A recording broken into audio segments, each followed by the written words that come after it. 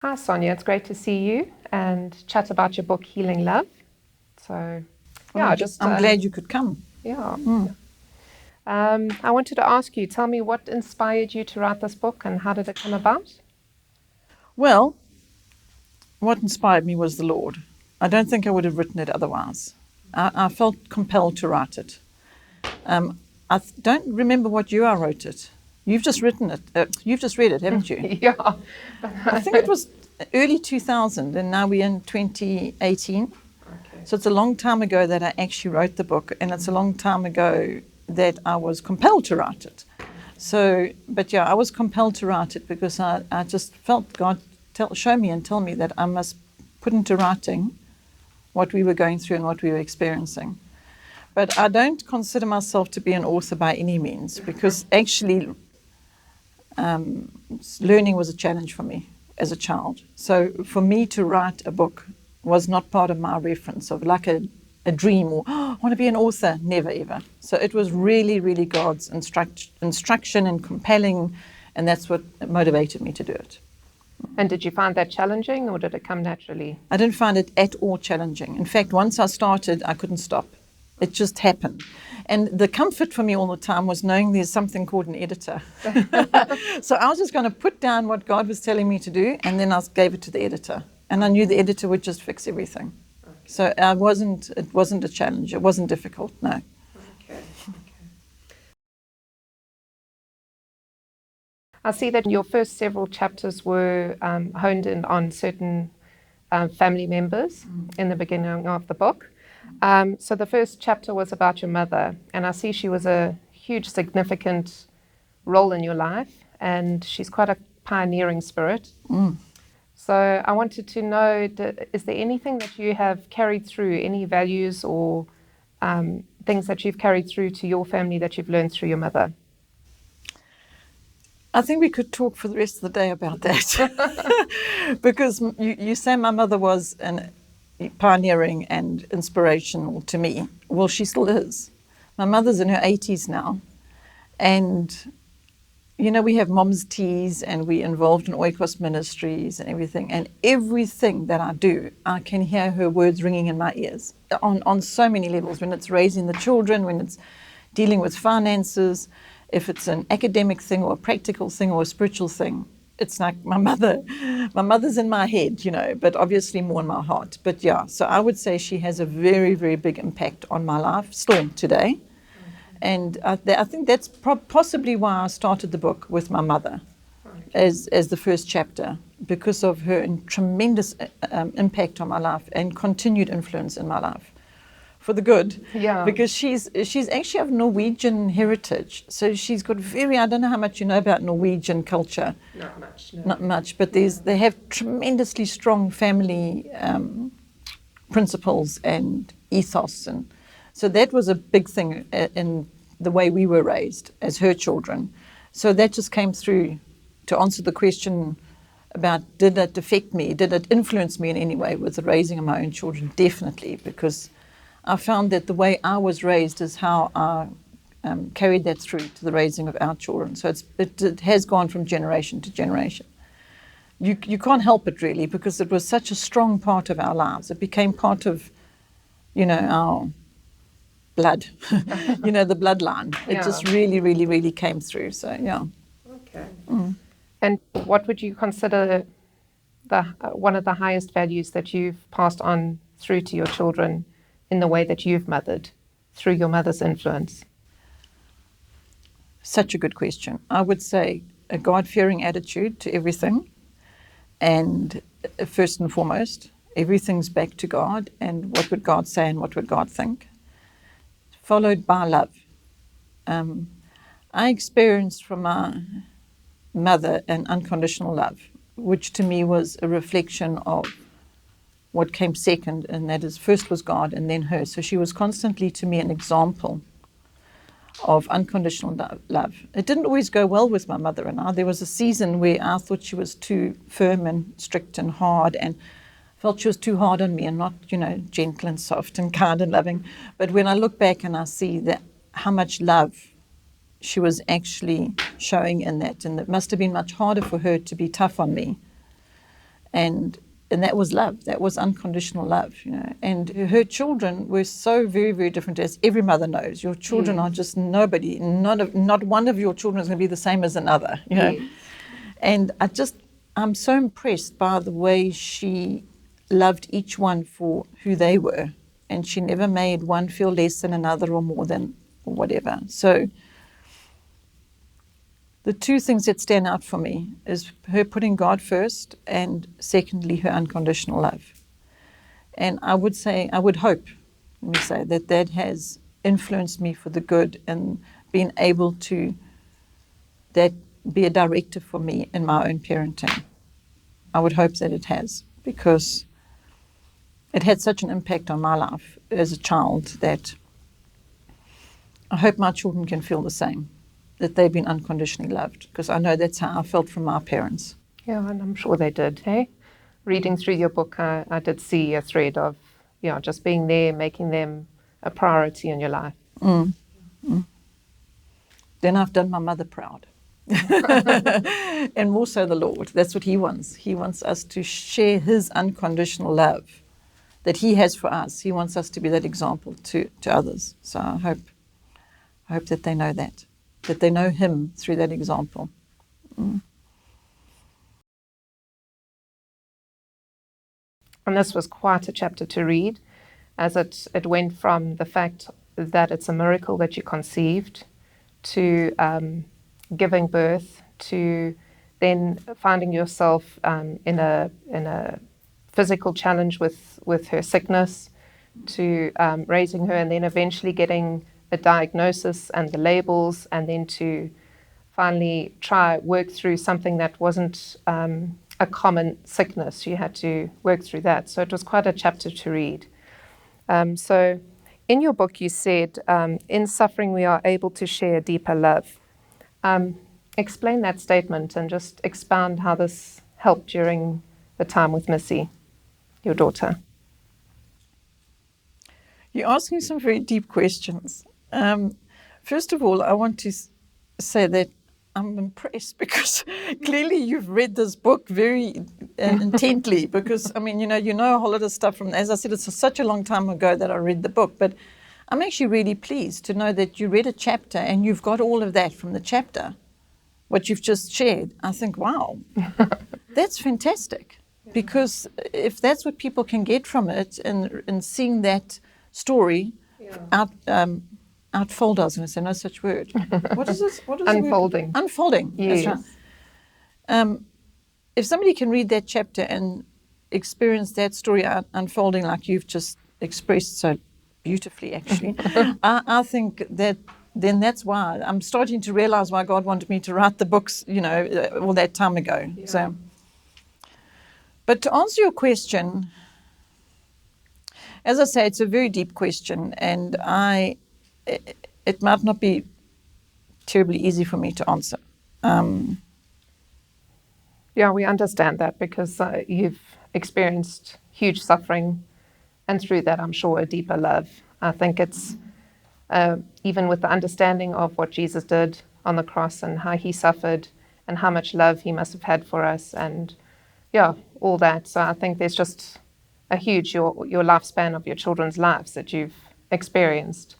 I think you summarized it again very, very beautifully there, because that is it in a nutshell. And the reason why I feel it's a very close to the heart and to be able to answer that question is because actually, if I think of the cross, that is how we have endured our suffering, is because He died on the cross for us. And when I think of His suffering, it always makes our suffering seem so incredibly insignificant, even though it's huge at the time. It is really huge when your child is in I.C.U. and you are being told that she's not going to make it. That's what man says. And how does a parent deal with that? I don't know how a parent deals with that, other parents, but the way I dealt with it is I had him. So I could go to him and say, okay, so now what? Show me in your word. How are you going to help me now? How are you going to help us with the situation? What do you want us to do? And we very often got the same answer repeatedly, and that is just pray, I've got this, I will not leave you or forsake you. And then God gave me little things along the way that always helped me through that suffering. It was Him that helped me. As in the one time we were in I.C.U. and He said to me, I see you. Not, I'm sitting in an intensive care unit and God says to me, I see you. So suddenly it wasn't an intensive care unit anymore. It was God seeing me in the situation and He was there with us, So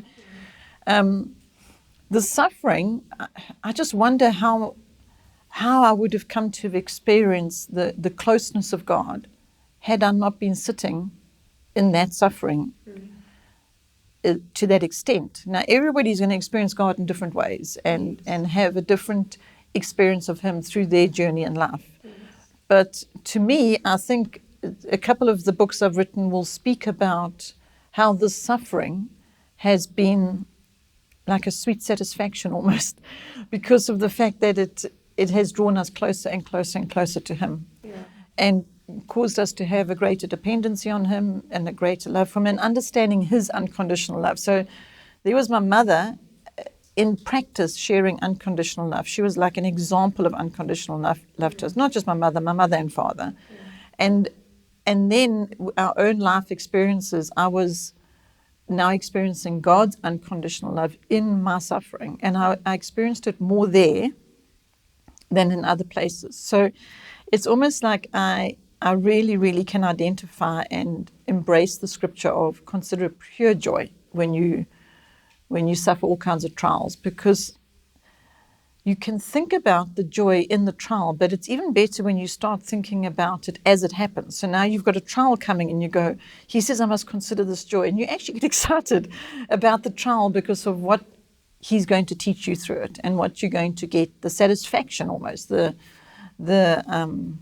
blessing, the value that you get from that trial, that journey is, you can't measure it. It's greater than any other. The value is greater than something else I can think of because.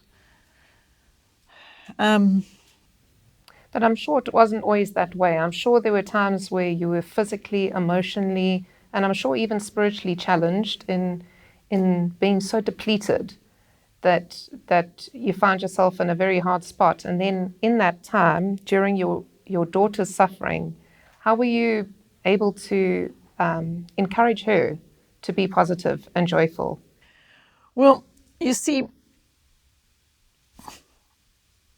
either God has done me a tremendous service in helping me forget about how it might have been, and I might have had all those emotions and physical feelings, but my recollection is joy. Now, I know that sounds odd, but I check with the children, with my own children, and I say to them, did you experience me in the flesh, in the natural, becoming completely exasperated or annoyed or frustrated or unable to cope and falling apart? Did you experience that? And they go, no. And then I try and get out of them and try and get them to think really hard about a time that maybe it was like that. And they say no. And then because it wasn't like that for me, I didn't experience those situations as being something where I myself felt the suffering on me as an individual, as a mother. Like we say, I'm sitting there saying, Lord, what are we doing? Look at the situation. We're in I.C.U. Now what? And I call on Him and He says, but I see you. And then He gives me scripture. And now I've got joy and I've got strength and my focus is Him. And now He's showing me what He wants me to do in this situation. So now I'm being like a vessel for Him. And so now my first consideration is my child. So I said, what must I do? And then He tells me to pray for her or to read Psalms. Or when I say He tells me, you know how you just know in your heart and your spirit, because you're sitting there and you're going, I don't know what to do. But when I'm saying I don't know what to do, I'm not actually feeling anxiety. It's more a calling on Him. So it's like, Lord, show me what to do. And then He shows me and then I do it. And then it's wonderful because now I'm reading Psalms to her and I'm just thinking, thank you, Lord, that I've got your word at this moment to do this. So now I've got Thanksgiving and I've got joy, and then I see somebody else suffering in the situation, and my focus is on their suffering now, not on my own. And now I've got something I can go and give them. And I've got him to go and give them. But I don't have wise words, or I don't have compassion from a parent, because I don't presume to think that I understand their pain. Because their pain is different to the pain I might have. But my pain, God shows me his cross. He put his son on the cross, and he took that pain for me on the cross. So it's like it's taken away from me. That's what he died for. And so I don't have it. He's taken it from me, and now I have his spirit, which is joy and strength, and then that is now what I have to give my child in this suffering situation. So I suppose it would be comforting to others, possibly, if I could say to them, yes, it was terrible, and I felt awful, and I didn't know what to do, and maybe if I could, maybe that they could identify with that, or I could identify with them. But what I have to give them instead of that is what he gave me, and that is, when he became central in it, my focus was him, his word, the people around me became what I was seeing others suffering, and the focus went off myself very, very quickly. And maybe because that happened so much, I don't have a recollection now of the suffering that me as an individual felt through it, because he stepped in. I suppose it's like getting fitter. As you experience things more, you get fitter, and then you get more stamina, and so it's easier. And so your default would be easier to find it pure joy. That's right. But now it's years later, and you're fit, and it's not a problem for you to go for a long walk because you actually enjoy it. And maybe you've forgotten about the days that were long, long ago when it was difficult. As you said, that's a good analogy. I was just thinking what you were asking about, did I feel the difficulty? How did I feel? And I know my answer is, well, it wasn't about me. And that's just, it sounds like it's not real. Yeah, I was just thinking about other mothers that might be going through their trials and difficulties in life, and other mothers that experience children that have been labelled with certain difficulties or sicknesses or whatever they may face, that they might not find it as easy to just, find it pure joy in that scenario. Good point. Like if we go back to the analogy of the fitness. Yes. Maybe they're not fit in that area yet. And so they are starting with the emotion of how badly they feel about that thing. Well, I think I actually got fit in this area, if we stick with that, in my childhood.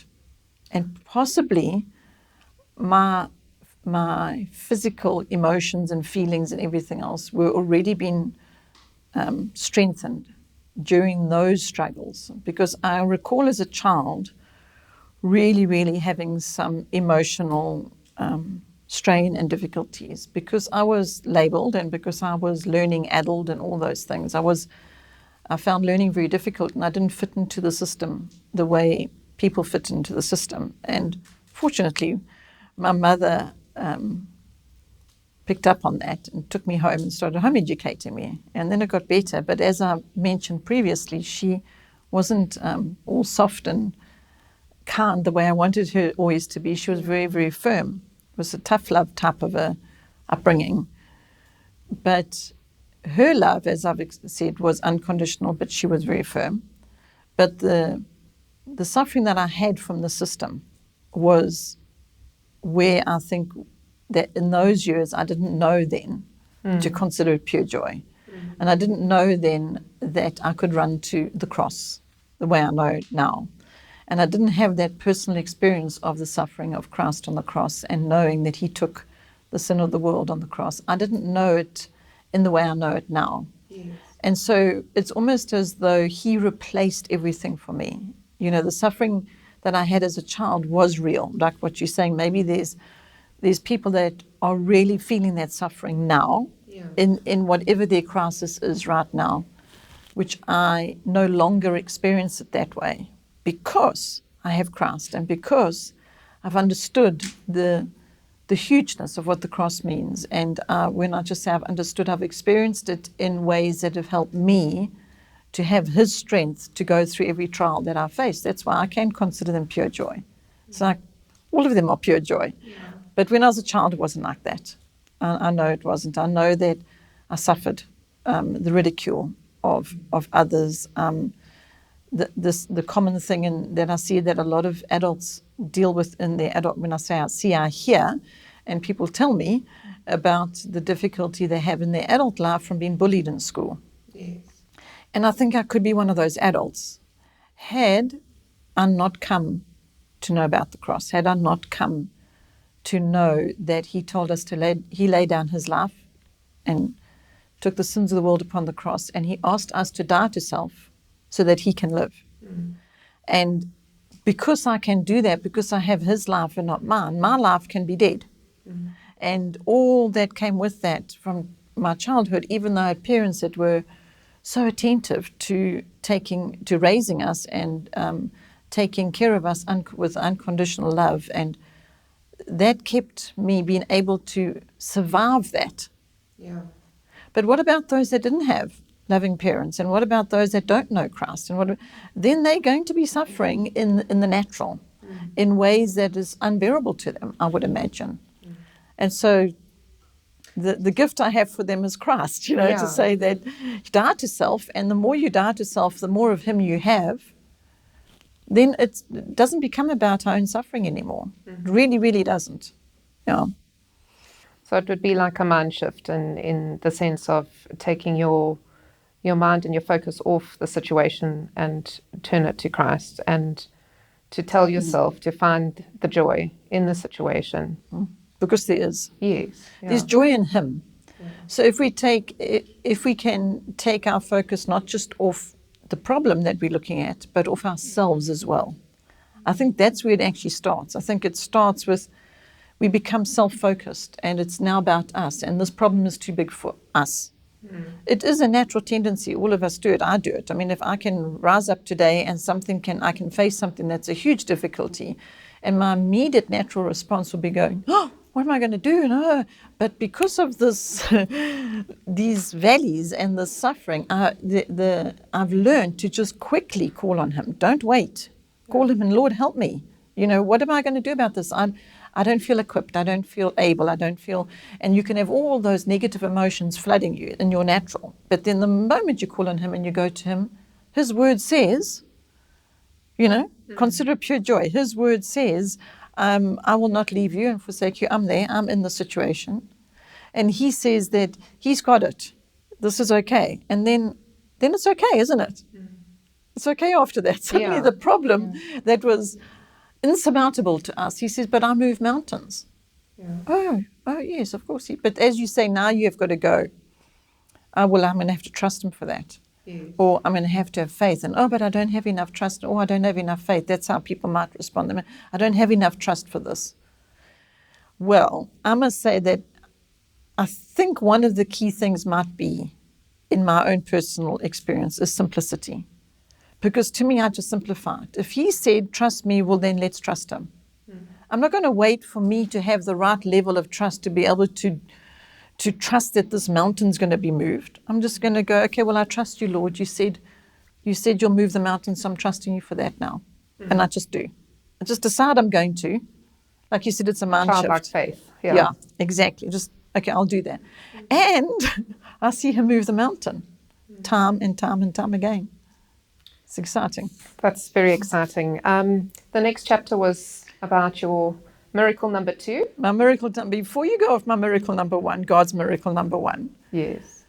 I just want to say that I do realize that I completely sidestepped the actual emotion of that with regard to my daughter and the suffering and the struggles and the difficulties.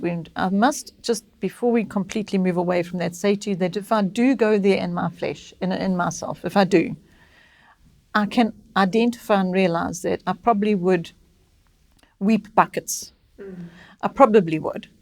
But because I know that that would be about me, what I do is I go, well, this isn't about me. It's about me loving her for you, Lord, unconditionally. It's about me being your example to her as my mother was your example to me.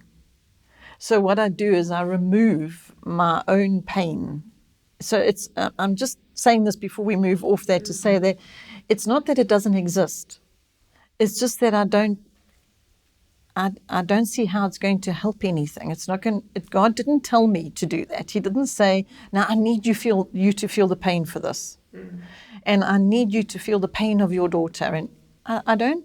That's not how I've experienced Him. I've experienced Him telling me to lay it down, because He died for that and He suffered for that, and I can live by His Spirit now. And He then tells me about the fruits of His Spirit, and then I have joy, because the fruits of His Spirit is not anything of the negative emotion I'm feeling. It's like the complete opposite. So I just want to say that before we move off my daughter. It's not that I just don't feel, about the pain of it, because I feel that if I did for a moment, I would be pretty useless. And overwhelmed, I suppose. Completely, Yeah. completely. It's huge. It's her suffering, her pain, what she'd been through. No parent, no mother, nobody ever could ever want or wonder how they can endure that. No, I don't know in our human capacity how we can. But yet I see how God has refined, and what He has done through that is so much greater than the actual suffering that it was, or that it is. Yeah. There's no, you can't compare the two. There is no comparison. And she knows that as well. She knows what God has done in and through all of this. She knows that she understands compassion in a different way to had she not had a brother, who we're going to talk about next, that had a chronic illness, a chronic condition. She understood compassion in a greater way than she would have needed to or had to, had she had a strong, healthy brother that she could bully, which she wouldn't have been allowed to, because I know what it means to be bullied, so I wouldn't have allowed my children to bully each other. But you see now, something from pain that I experienced helped me to redirect that in my own children's lives, so that they weren't allowed to bully each other. But in my own home, my household, my growing up household, there was no bullying allowed either, which was fantastic, because out there in the world I was being bullied, but in my home I was never. I had only brothers, and they never ever were allowed to bully me, ever, not even slightly. So it was a safe place. Yeah. So what I'm just saying is all the treasures we've got from the suffering, including Missy, and that's what we focus on. That's what makes us strong. People say, "Oh, you're such strong people," and Missy actually said the other day that she comes from a line of very strong women, and I know it's actually, it's not the women that are strong; it's Him in us that is strong. Yes.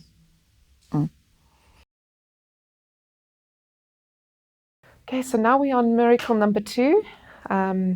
Your son James, who was born 5 years after Missy. And that wasn't a walk in the park either. No. It started right from the time that you were pregnant and you were bedridden. And with a tree accident. So tell us about that. What happened there? A tree fell on me. Isn't that strange? They were underpinning our home, because it was cracked, and there was a river running through the underneath of the home. Okay. Through the ground, a ground river, and it caused the foundations of the house to be not solid, and so the house started cracking and splitting. So they came to underpin the house, and somehow while they were doing that, a tree's roots must have been dislodged, and I was standing in the garden, and the tree fell down. Just the entire tree uprooted, like as if there was a storm or something.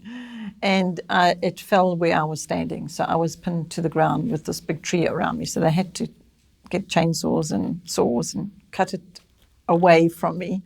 Sure. Do you remember what you were thinking when you were in that? I was thinking about the baby that I was pregnant with. Oh, shit. And I was wondering if the baby was going to survive, because I was about 7 months pregnant with him.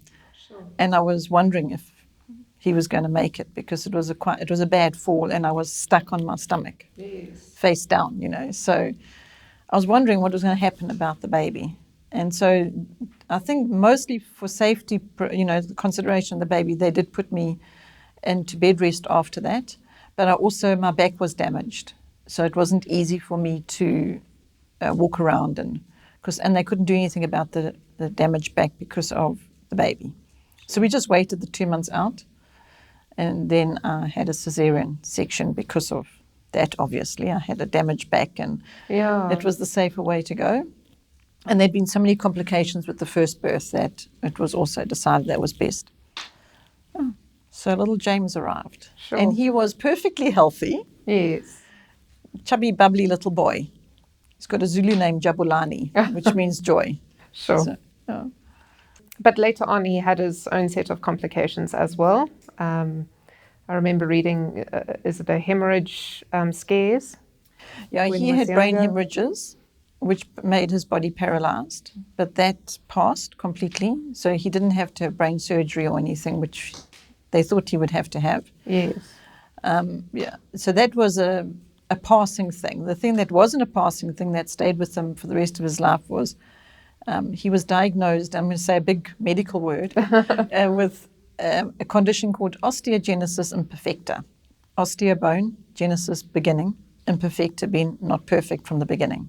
Okay. Osteogenesis imperfecta. And in layman's terms, brittle bones. Okay. So he was diagnosed with brittle bones because he was breaking bones too easily. Shame. That must have been really painful, hey? Yeah, it was a completely different kind of walk to our daughter because she had a blood disease. And so she was having infusions, but Jamie was breaking bones. So the one was a high pain because Missy's blood disease was more general health. Mm-hmm. She was very weak and not a healthy person in herself. But Jamie was a completely healthy little boy. But then he would break a bone and he would be in a cast for 6 weeks. So, sure. Yeah, and I'm sure that's a nightmare for a boy to have to keep having casts on his body. Yeah, absolutely. And we had to learn how to live accordingly, adapt and adjust to make his life as comfortable as possible. And that's where his sister became his comfort and his nurse and his hero because she just understood because she had been through suffering, so much suffering, that when she saw her little brother suffering, she just knew how to care for him and what kind of care she would need, what she needed when she was suffering. Was the kind of care she gave him. And so he was getting a lot more care than he would have had she not suffered. You see, there's another one of those treasures. Mm. Yeah, I was going to mention what a close relationship they had and how you mentioned that James really loved his sister so much and was by her side all the time and how he really, really admired her and wanted to be around her and had such a close relationship with each other. Did you find that you did anything to help that or nurture that in any way? This is just another gift. That wasn't a parent's doing, I don't think, because in actual fact, as I'm saying, James came 5 years after Missy. So she had 5 years of suffering already because her suffering had been quite intense up to that point. There was no planning for another child because our whole lives were, consumed with this illness and this baby and this little girl with all these difficulties. So Jamie coming along was a surprise, a very joyful surprise. And miraculous surprise. And miraculous, and in many ways. And so what happened is when I was needing to deal with the practical things such as doctors and specialists in hospital admissions and x-rays, Missy was with us because she never went into the systems of schooling and education. She stayed at home and was always with us for a lot of reasons, but that's another book, another story. But because one of her understanding of suffering and two, her being present, she wasn't somewhere else. She wasn't drop her off at school and take Jamie to the hospital. It wasn't like that. So she came along with us. And so she understood suffering. She understood what he needed. And because of that, she would be the one that would stay with him and look after him while I was attending to practical things, such as doctors and specialists and things. So what happened with that is their relationship grew, obviously. And the other thing that happened is Jamie felt that he could trust her more than anybody else.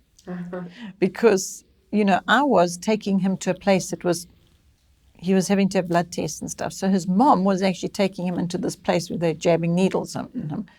And the doctors and nurses weren't doing very nice things either to them. So he was too young to understand the value of these people and what they were doing.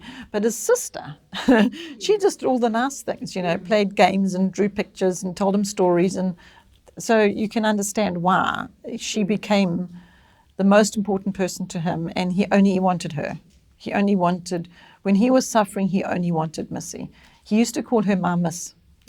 Yeah, so he's just no word but Mamas. I want Mamas, you know. So, yeah, so that's why that happened. It happened because of suffering, I would think, and it was a tremendous support to me as a parent that they had that kind of relationship and that understanding of each other's suffering.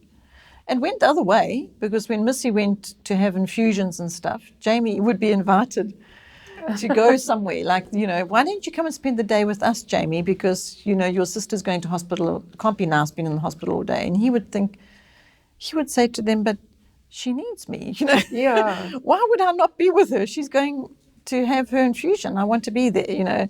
I'm putting my own words to it. But I'm just saying that it went both ways. You know, she valued his support and vice versa. And so that's what grew such a beautiful, strong bond and a good relationship. And then you add to that mix the fact that the way I was raised, there was only love and kindness allowed. Yes. There wasn't allowed to be anything else in the home. And so if there was ever anything of that nature that came up, because of my own upbringing and the way my parents taught me, I just automatically had it in me to be able to not allow that in our own home. But there wasn't much of that to deal with because of our circumstances being as they were. So if there was any value that you would pass on to other mothers in the siblings being closer and best friends, would be that there would be respect towards each other as siblings. Yes, and they don't necessarily, a child doesn't necessarily understand that, and they don't necessarily know what that means or why it's important. So I just had the gift, the added gift of the fact that Missy understood and knew suffering. So when her brother suffered, she already had that. She'd experienced that. Yes. And then vice versa. So again, I can just say that I feel God gave us a gift in the suffering, because then the fruit of that were siblings that loved one another and were kind to one another and respected one another. And those were the fruits of the suffering. So when it comes to helping parents to help their children to have that kind of loving kindness for one another, what I would say to them is they can actually reference their reasoning for that being the word. Yeah. And that is, God says that if you argue with one another, there's going to be strife in your home. And the fruit of that is going to be dissension. And there's not going to be unity anymore. And then lack of unity, and then you can just keep going with exactly what it says in Proverbs about what happens when you are doing the opposite of what he's telling. He's saying, love one another. So do that. If you don't, then this is what's going to happen. Mm-hmm. Now, in our personal experience, was the loving one another was there because of the suffering. Mm-hmm. And it just happened. But there's other areas that things didn't just happen. Mm-hmm. And then in that instance, I had to be very intentional. And then I had to take the word and intentionally teach the word and intentionally show them the difference between going God's way or the other way. Mm-hmm. And what is the fruit of both those different ways. So that's the only thing I'd be able to give parents, is actually suggest that they follow his instruction and train their children according to his instruction. And then it'll be good.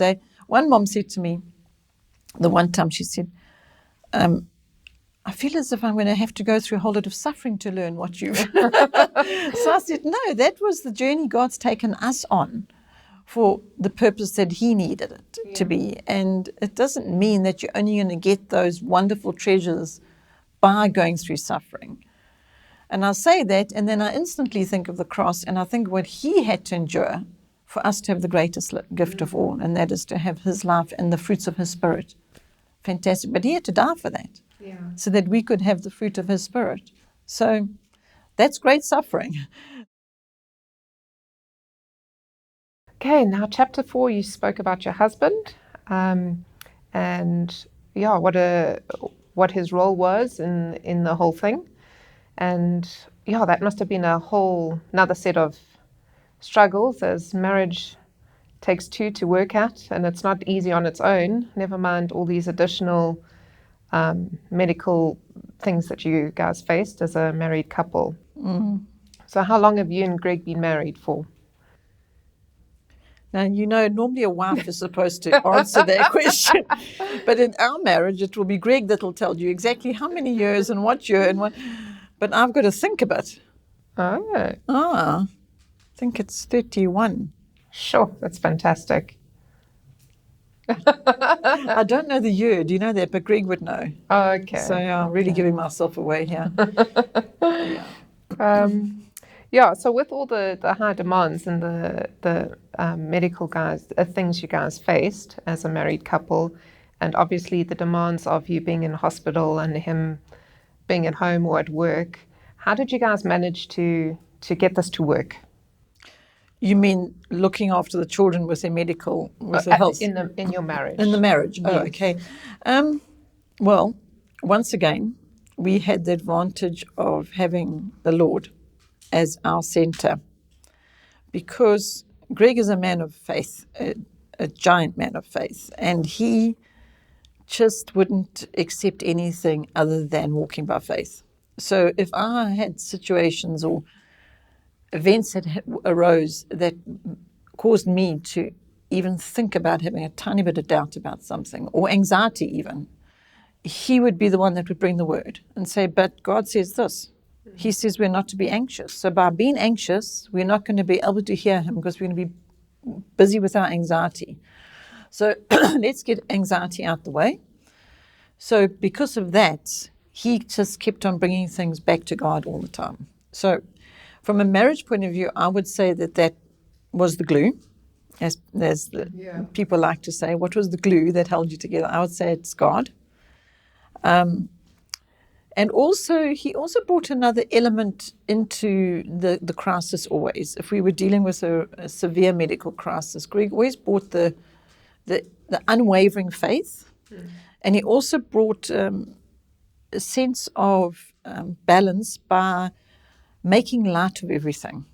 So if things started to be a bit too much for me, like we were talking earlier, my first default was to run to the Lord, and then he would make light of it. He says my burden is not heavy, and then he would show me that. That's what God did for me. But what Greg did, he did it in the natural, whereby he was intentional about making light of things. So he would make a joke, or he would not let it become so serious. So if it really was a very, very serious matter, he would say something humorous about the way somebody was looking or whatever, and then we would all get the giggles, and that would just break the tension. And so I would say those are the two key factors that actually helped carry us together through the various crises and valleys. And as a married couple as well, there was an understanding between us that we didn't have much of I need this from you and you need to give me this. We didn't have that going on. It was more, this is what's happening. How does God want us to be in it? Okay. So it was like that from the start. So it wouldn't be, I need you to X, Y, Z, from either party, him saying that to me or me saying that to him. It was completely not that. It was more, what do you need? How can I help?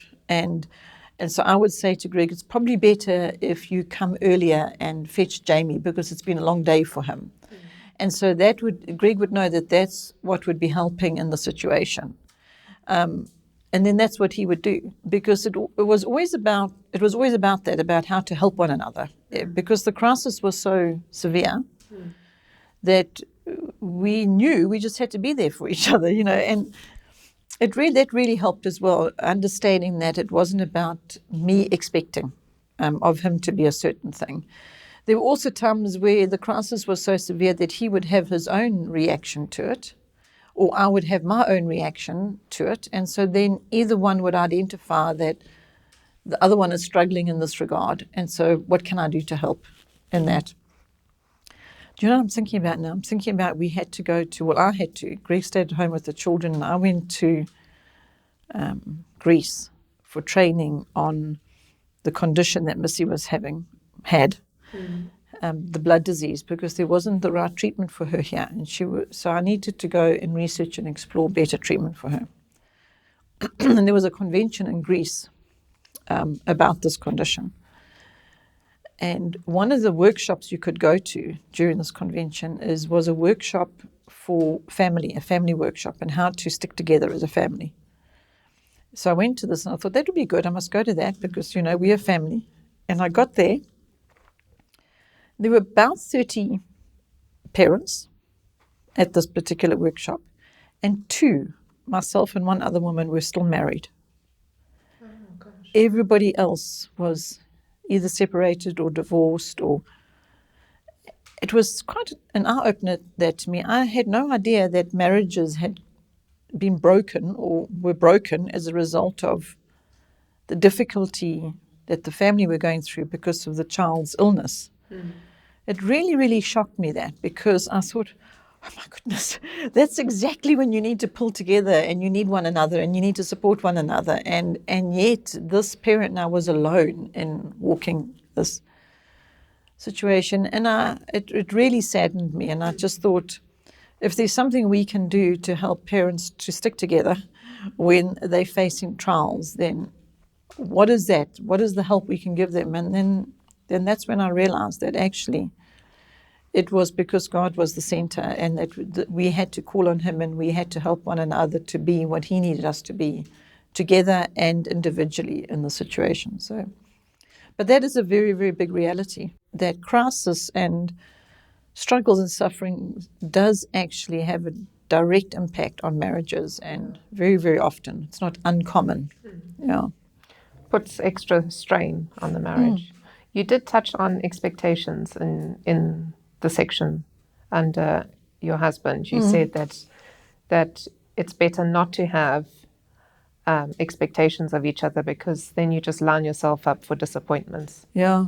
So, yeah. I think we just eliminated that. When your crisis is so big, you quickly learn that having expectations on your partner that he's not going to be able to meet is actually just adding strain to your situation. So, okay, what are the things that are adding strain here? Let's remove them. Yeah. And so we did just eliminate that, because we just knew it was in the way. It was our flesh. It was our humanness. It was the thing that was going to actually make the strain greater, by me having expectations that Greg maybe didn't even understand. And I'm needing him to understand this and that, and he doesn't even know. He has no idea that I need him to understand something he hasn't even thought about yet. So we just had to remove that, and know that by having it there was dangerous. It would put too much strain. So. Okay, what do you think was your biggest support and that you appreciated most about Greg as a husband? Most definitely his walk of faith. Most definitely his grounding of bringing me back to God all the time and back to the Word, and not compromising on that.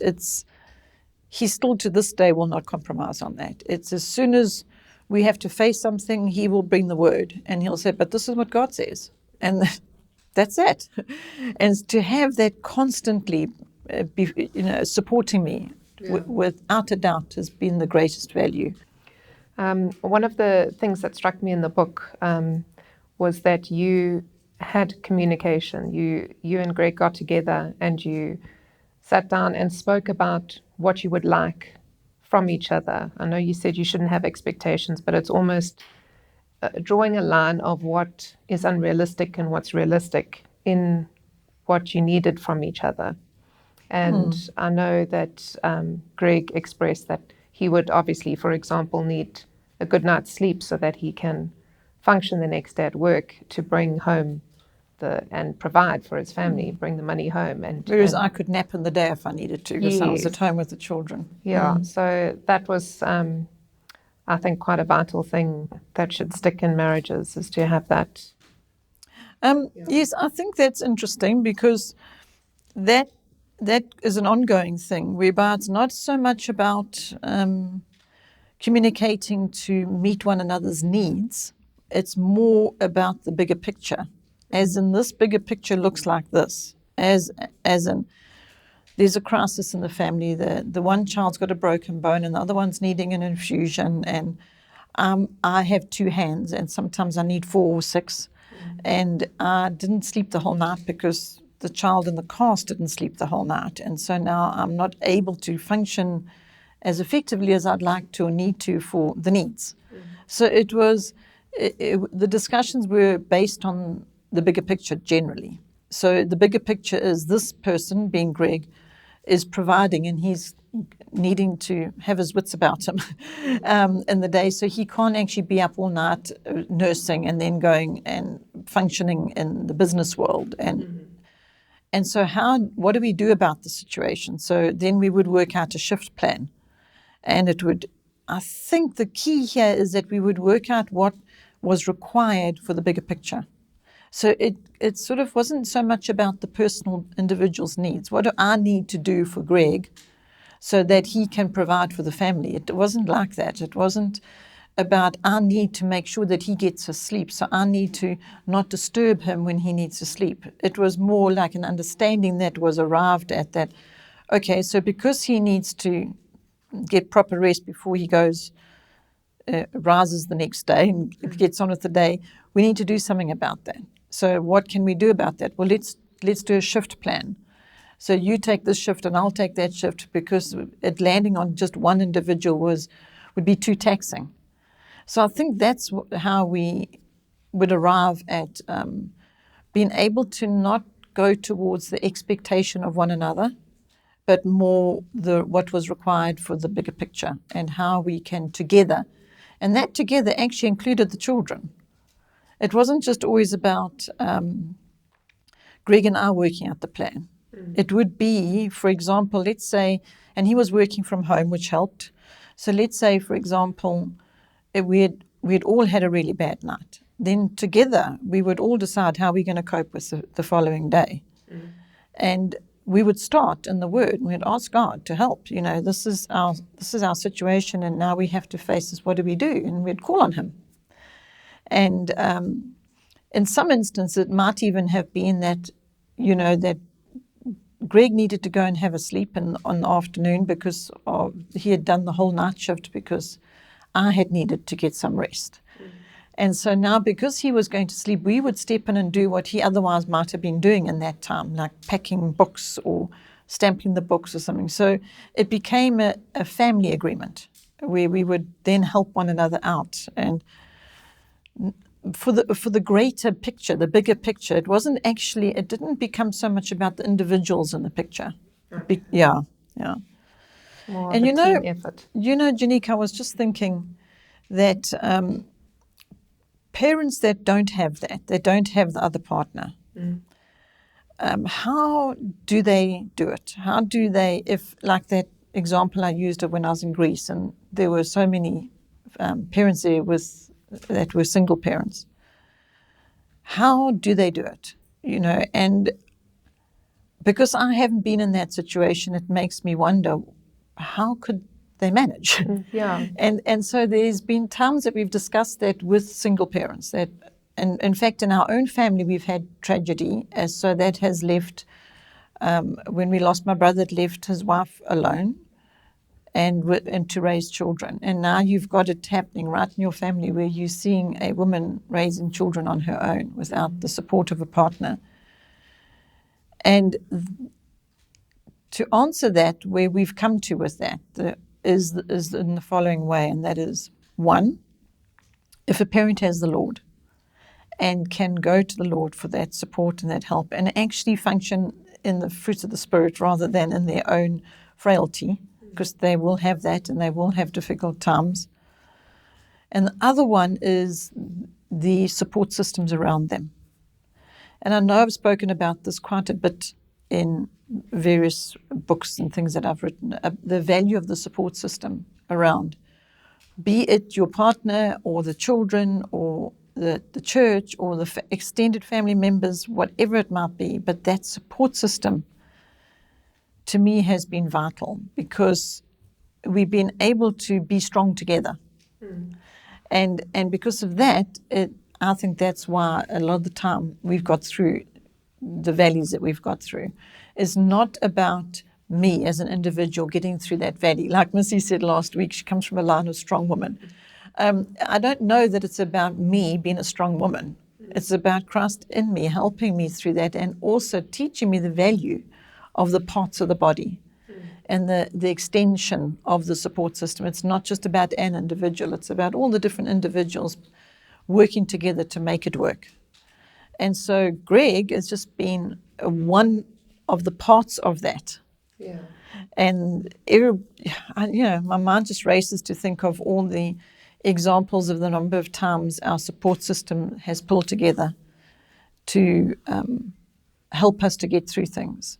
When I say us, it's not helping us as in this mom or this father or this couple or this child. It's the big picture. It's to help the family.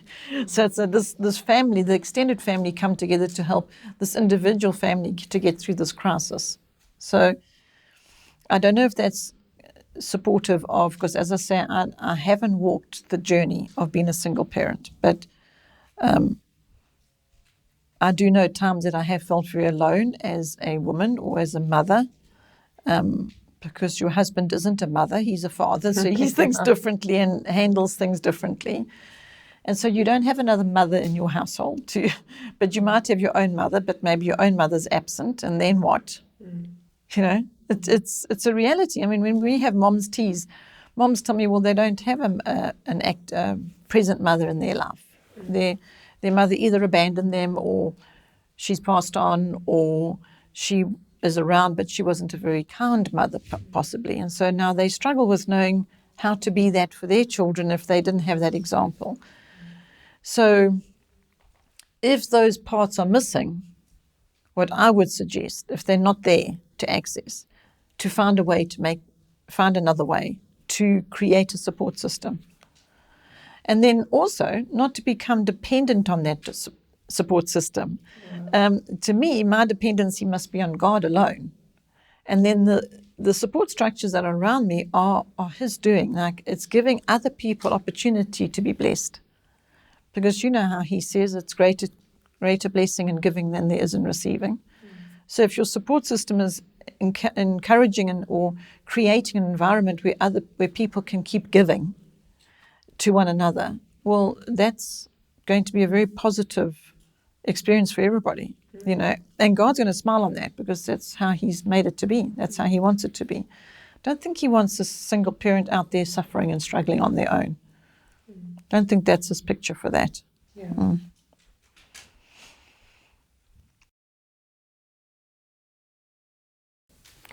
The last section of your book, you mentioned the greatness of God and His word and His love. And so I just wanted to ask you, there was a choice that you were faced in your life, whether to believe the doctors and what they said and in the labels that they placed on what was wrong with your children, specifically Missy, and what their advice was that on how to follow and how to move forward with those labels. And then you were faced with that choice of whether to go that route or to go with what God said. And I wanted to know, was this a struggle, or did you find it easier to go with what God said, as it's an easier thing to cling to rather than the alternative? Such good questions. I would say my immediate answer is no, definitely not a struggle. I always find that the following what God is saying is always, for me, the least struggle. Going with what is suggested by whichever other way is much tougher. That's my experience. I suppose it's because when I go with God's way, it's like, it's okay, you said you're going to move the mountain, so I'm going to trust you and wait for you to move the mountain. Watch how you move the mountain. Show me what you want me to do. So to me, I have such a powerful, great God that is in charge. when I make a choice for him. So it's always better, and it's less of a struggle. Whereas if I'm tempted to make a choice for the other way, I have a lot of more difficulty there than making God's choice. And so I tend just not to bother with making the choice according to the world, because I find I get confusion and doubt and evidence that shows me that this couldn't have been the right choice. But when I go with God's way, I have peace and joy and strength, and I'm able to endure whatever comes, because I know that it's his way, it's the way he's chosen for it to be. So I don't know if that answers. Yeah, it does. And did you find it difficult with regards to facing maybe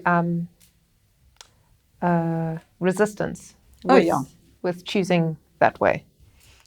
Yes. What in kept fact, you strong if there was a difficulty in it, it was people's reactions. But because it was God's way, there was the constant knowing, well, I understand that you don't agree, or you don't like this, or you think we are making a very bad choice here.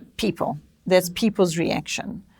When you have confidence that you're making a choice for God, people's reactions don't have as much an impact on you. But if you are making a choice according to what everybody advises or thinks or says, and it's not going so well, I find a lot more of a struggle to walk that than walking what God has said. Because if God has said that don't do it this way, don't do that, do this, and you're doing it his way, then people can feel or say as much as they want in the situation, and you're just walking in obedience to God. And then your focus becomes that they're concerned, like Greg's parents or my parents, but the doctors have said that Missy should have a bone marrow transplant, and you've chosen not to go with that. And they're really concerned that we as parents are maybe making the right choice for her, because what if this is going to help save her life? So this is big. So we've got to take this to God and say, we don't know what to do, because we've been advised we must do this, so please show us. So some people might say, well, how do you know what God's telling you? Do you do the bone marrow transplant, or don't you? I mean, how are you going to know for sure that it's God? So that's where Greg comes back in, because then what we would do is we'd pray about it, and he would just go, do we have peace about taking her for the bone marrow transplant? And I would say, well, I don't, not at the moment, but that could just be me. And he says, well, I don't either. So until we've got peace, we won't do it.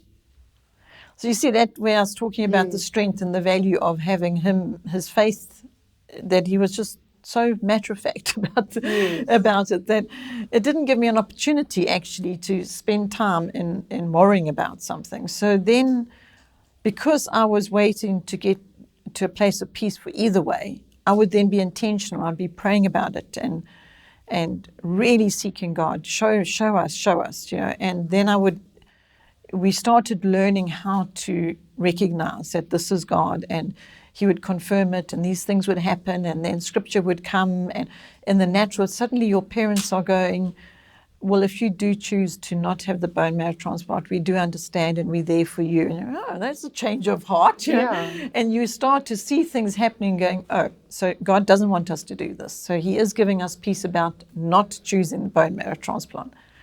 And that's not to say to anybody that some parents have chosen to go with bone marrow transplant for their child who's got leukemia or immune deficiency, whatever it is. And that's what was right for them. Yes. So it's so hard for me to say, don't do what the medical tells you to do, because I respect and appreciate and value the medical profession, because, I mean, they've helped us on so in so many ways, and so many levels, and so many hospital admissions, that I really respect and value them. But it doesn't necessarily mean when they say, like, another whole story is when I went through cancer and I was given my death sentence. This is how long you've got to live. Oh, okay. And check with God. I mean, I'm sitting here, and I didn't. Not sure. Roughly. 7? Okay. No, so 10, maybe 10. And they gave you how long? 3 months, 6 months. So I must say, I do have a reaction when people say to me that the doctor said he's got 3 weeks to live. I go, well, I'm sorry, but the doctor can't tell somebody how many weeks they've got to live, because the doctor doesn't know that. But I do understand the doctor's looking at all the symptoms and the physical status of this person, and their vital signs are slowly waning, and so it's looking like the end is near. I understand that. But what concerns me is that everybody starts talking about the fact that he's only got days left to live, or she's only got days left to live. But so I've been there, and I know what it did to me when doctors told me that I only had so much time left. It was good in some ways, because gets you to Reality check. Yeah, perspective, slightly shift perspective. That's another book and another story, because I did write a book about all of that, because there's just so much to that I thought I'll put that in a book as well. Again, it wasn't difficult. It was just like, I must put this in a book, and so I did. It was very easy. So yes, to come back to your question, is to say that I would say that the struggle could have been in people's reactions, and how did we respond to that? Was by being convicted that we had made the right call, that God had told, the choice that God had given us, and that we could now ask for their prayer support and their support of us to walk this walk of obedience, which wasn't easy. And that they could please pray for us, and we would pray for them, and understand where they were coming from. They were coming from a place of concern for us and care. Yes. So we could respect that, not as well as doctors. Not fight it. They also come from a perspective of wanting to save someone physically. Well, they see that this child, a bone marrow transplant, could actually be the answer. Yes. For this child, and in every way it looks like that is the answer, and they've got all the evidence and the facts as to why, and they, as the doctor, as you say, the medical profession, are wanting to do everything they can to help this child to be better, and the parents say, no, we're not having it. Yeah. So it could be that could be challenging, but I think it's how you handle it as well, because we could go to the specialist and say, we've really put this to prayer, and we really feel convicted, and this is the scripture that God's given us, and we can't go on proceed with the bone marrow transplant for Missy. We're just going to have to decline that and just continue walking in faith and hoping that He's going to show us a way that we can, that she's going to be okay, and that, because they were saying she wouldn't be, they were saying that she wouldn't survive. So I'm very pleased to say that she is still with us, and she's a married woman, and happily married, and very healthy. And so there you go. There's the testimony right there. Shows you, hey? Just shows, yeah. It was the right thing to do, for her not to go for a bone marrow transplant.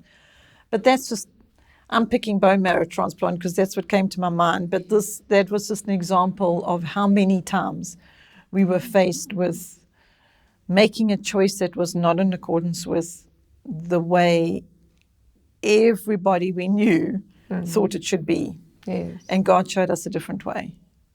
And how do you do that? How do you walk that walk that's a different way? The only way I know how is through being convicted and compelled and running to Him and calling on Him and spending time in His Word. And He just keeps showing you that the way you're going, the way you've been obedient and following Him, is actually bringing with it the fruit of strength and peace, and which to me was a better choice than going with confusion and doubt and the fruit that I was experiencing if I had chosen the way that was not His way. Yeah. Yeah. Well, another one that you spoke about was Missy not being able to read. That's another label or advice that she maybe go to a special school or whatever it was, but you chose not to. And you mentioned how much you read to your kids all the time, in hospital, at home. You constantly read to them. Did you find that this has benefited them in some way? Is it showing benefit now, even in their lives today? Have you seen any? I'm going to go back to the first part of that question, because the second part of the question about the benefits of reading aloud to your children, I could go on that one for a few days. But to go back to the first part of the labels, when I was growing up in my own childhood, my brothers had different, what can I call, the different styles of learning or whatever. And in those days, it wasn't so common to give them labels. But had they given them labels, they would go something like this: genius and gifted and what's the other one? Dyslexic and autistic and ADHD and ADHD or whatever. They would have, every one of us would have been given some special label if it was what the current generation is. And because actually all parents, children, all have some kind of speciality that the world can put a label to. Because if the child is very gifted in music, then they're gifted. It's not just that God has given them a talent or a gifting that he's going to use. It's not that. The tension isn't on God. The tension is on the child that has the special ability. Or the child that, on the other end, the child that can't read has got a reading problem, and it's all about whatever the reading problem. In Missy's case, she was dyslexic. There were a lot of labels that could be put on her still today, according to the labels that appear, or I don't even know what to call them. I mean, on our last road trip, I heard of about 6 new labels that I've never heard of in my life before, and a lot of them were connected with social media and new conditions that have arisen as a result of fear of losing out or something. Yeah. I don't even know what. Then they make them into an acronym, and now it's a label. I think ADHD is obviously some kind of acronym, but I wouldn't be able to tell you what the letters stand for. So when I was being raised, there was no label. You were all specially and uniquely made before God for God to do a work through you. And your life, he created you, and your life is in him, and it's for him to use your life the way. And so you must be ready to be used by him. And so much of you is in the way means less of him being able to use you. So that's how I was raised. So if I had a special ability that was a strength, then that was good. Then God can use that. And if I had a weakness, it was, there's a weakness here. Let's work on that weakness. That's what I knew when I was being raised. And then the same came with my own children, that if I found that my one child just learnt at an incredibly rapid pace, I realized this child is a very fast, quick learner. There could be some problems with that because pride could come in. And this other learner has a very, very methodically slow, what is the word? Slow, not concise, methodical. Yeah. A very methodical, slow... Perfectionist, I suppose that's a label, you see. Yeah. That was that kind of learner. So what I would look at that is I would see how either of those things could actually not be a positive or not be something that the Lord can use as much as he would be able to if there wasn't something in his way. Like being a perfectionist is not, that can be in his way, because then it becomes about the person being the perfectionist and wanting everything right rather than about him. He is perfect. None of us are. So rather let his perfection show through, and it be about him being perfect, not us. You know. So the label thing wasn't something that we took on. So when the world said to us that your daughter's this and this and this, whether it was the system of the medical or the academic or whatever it was, said that she's slow to speak and so she should go for speech therapy, and she's slow on this and slow on that, so we should maybe put her in that special school. I must say that I don't think there was ever a moment that we had to make a decision about that, because we were not going to ever put this child into a situation that wasn't going to be supportive and caring and loving and safe for her. No parent that I know would take their child and put their child in a place that they knew in their heart was going to harm their child. That would be a very neglectful parent, or a parent that themselves doesn't know how to care, because...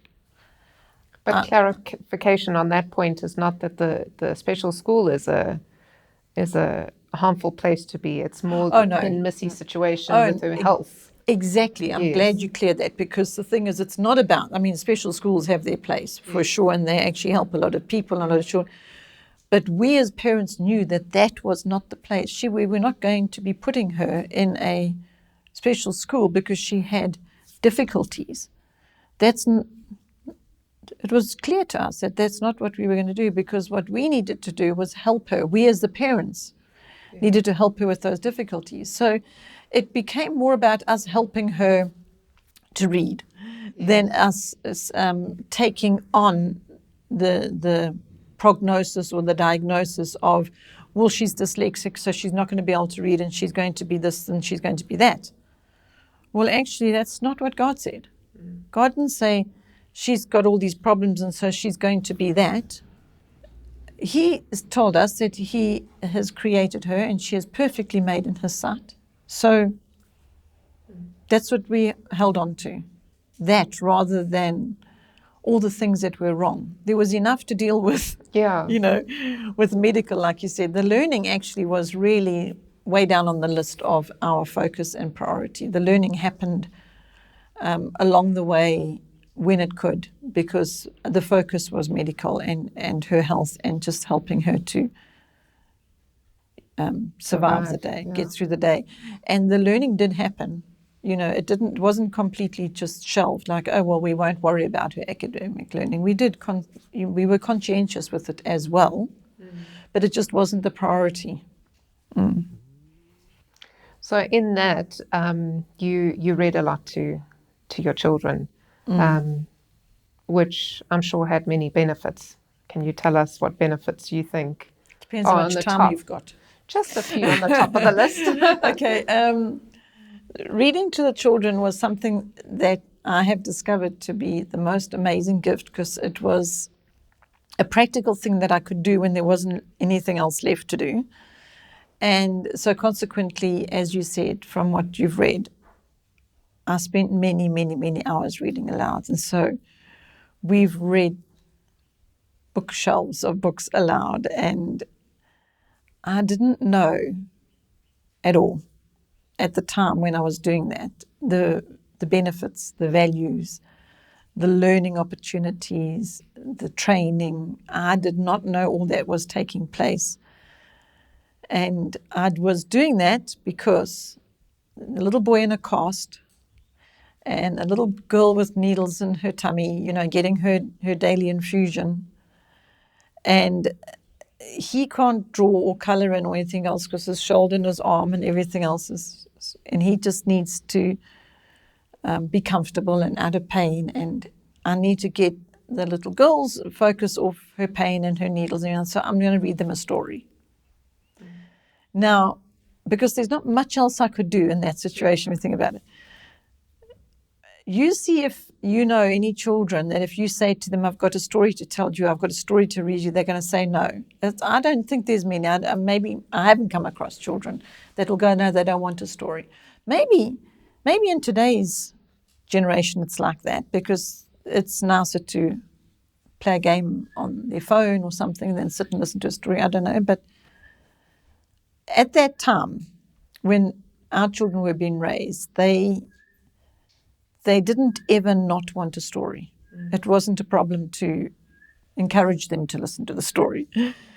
And so I would read a story, and we'd either read from the Bible, or we would read a Bible story, or we would read a novel of some kind. And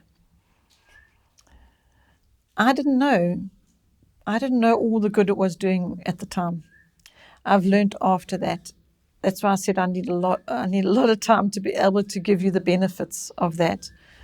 You want just a few. The ones that stand out for me is relationship building, the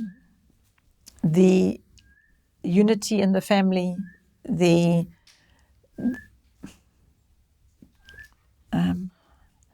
I'm going to think of an example because it make it more practical, and that is you're reading a story to your children and you stop and you talk about it because something happened in the story, and the characters in the story are all dealing with this what happened differently. The characters that are written about in the story. So I would stop and I would talk to them about that, and I would say to them, "What did you do if that happened?" Or I wouldn't even have to do that because it would have been offered, especially from Jamie. He would go, I wouldn't do that. Whatever the person in the story was doing. Why wouldn't you do that, Jamie? And then you would talk about it. And then you'd realize, wow, you're learning something from your children, from their hearts and how they would respond in that situation. And then Missy would respond with something like shock that the person wouldn't know in the book. That they shouldn't have done that, they should have done this, And then I could talk to her about righteousness and judging others maybe. And, so suddenly the characters in the book became object lessons almost, Yeah, so we could discuss. So that's one thing that was just happening and happening and happening. And I didn't realize at the time how much it was forming their characters as in helping them to know right from wrong and be compassionate and understand other people's situations and how everybody responds and reacts differently. So that's just one of the things that was happening while I was reading aloud. The other thing was teaching attentiveness skills that I didn't realize because when they started getting a bit noisy, like especially Jamie, if he was building his Lego and it was making a noise, I was having to read louder to, raise my voice above the noise and realized I can't keep that up. Yeah. So then I just did the opposite. I read softer. And then he would have to play quieter to hear me reading. So you wouldn't actually attend to it, you would just read softer. I'd start reading softer. And then he would have to play quietly. So then he learned to play quietly. But I didn't actually teach him to play quietly or try and make him play quietly. You see. So the reading aloud has been a very, very, very big part of our lives and a very key part of our being able to pull together and be a unit and discuss the book together, whatever we're reading, and actually be able to have something to do when there didn't seem to be anything else that was practically possible at the time. What also happened with Read Aloud is because we had all received the same story, including Greg, we would be able to refer to it. So when something went wrong in the family, of whatever it might be, there might be a little matter that arose that wasn't comfortable or was causing a bit of strife or something, we would refer to somebody in the book that we were reading together. Yeah. So we would be able to remove the problem from the tension, from the problem in the moment, and bring in an example of something that was real to us at that time. But I'm also thinking, that people actually experience this possibly just in everyday life, when they go in society and in suburban living and whatever, you come across that experiencing people and their reactions and extended family and cousins and what's happening in their life. That is happening anyway around you. But I think what made the book so wonderful is they didn't make it personal. Yes. So if your cousin is going through something that we can learn something from, it becomes about the cousin. And so now it can get complex because you don't want to influence your children in a way that may make them think differently towards their cousin. But you can do that from a story. Yes. And it's not going to harm, there's not going to be the risk of harming anybody, So, whew. I just must tell you something else now, that we were on a road trip somewhere. And I went into this little craft shop to look for something. And while I was in the craft shop, the radio in the shop was playing through the speakers in the shop. And there were people on the radio station that were having an interview. And there was a woman asking a professor of literature or something to that effect of the value of reading aloud and why teachers don't do it anymore and why they should, and can he talk to them about it. And this professor of literature, I don't remember his name, I just remember it being that the professor of literature was answering this lady who was interviewing on the radio station, giving her the list of reasons why Read Aloud was so vital. Yeah. And I'm walking around the shop listening to this radio station, and I'm thinking, oh, yes, we've got the fruit of that. We've experienced and I was just identifying with everything he was saying. And I was realizing that what he was saying we've experienced and we're living and we've got the value of it. It was like I wanted to hop onto that radio station and say, listen to him, do it. Because it was, I didn't know that it had that much value. But I learned from, obviously he's studied this and researched it and he's realized that it's missing and that it needs to come back. And so, yeah, it's a subject very dear to my heart, and I know how much it's helped many, many hours to get through many, many hours of suffering. Read Aloud has been the thing that helped us. That's one great. of the things. One of the last question.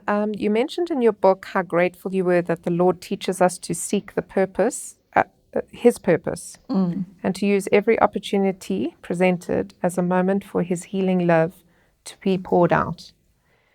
Is there moments that you can think of that was significant in your family where you felt His healing love was poured out in your family? You asked, is there a moment that is significant? Yes. No, but there's about 1 trillion moments. There are so many. It's like life. That's why it's got that name, Healing Love, because it was His healing love. To me, love heals. That's what I learned from Him. That as you love, it heals. So if your child is hurt and broken and you're loving them, they've been healed. And if there's what was the question? Is there a particular moment that stands out? Yes, with regards to what you said there, seek His purpose and to use every opportunity presented as a moment for His healing love to be poured out. Okay, right. I possibly should have said moments, because I think every moment should be that. It should be something that we may be aware of and help others to conscientiously and intentionally think about how His love can be used in this moment and the next moment and the next moment and the next moment. And be like I wrote there, that see His purpose in everything. So not miss the moment for His purpose. So what is His purpose? His purpose is for His love to be shared. So if we can share in each moment His love as much as possible, then we are fulfilling His purpose. And then we start seeing our situation differently. Because if I'm in the hospital and we're having to face a medical procedure and I'm focused on myself or my child and I'm not focused on him and how he wants his love to heal in this situation, or he wants his love to be manifest in this situation, I'm going to miss that moment. Because what would be his purpose in that moment, I would think, is for him to be shared. So, in actual fact, I can say this now because I can. Last week I was in hospital, okay, and I was having a minor procedure done.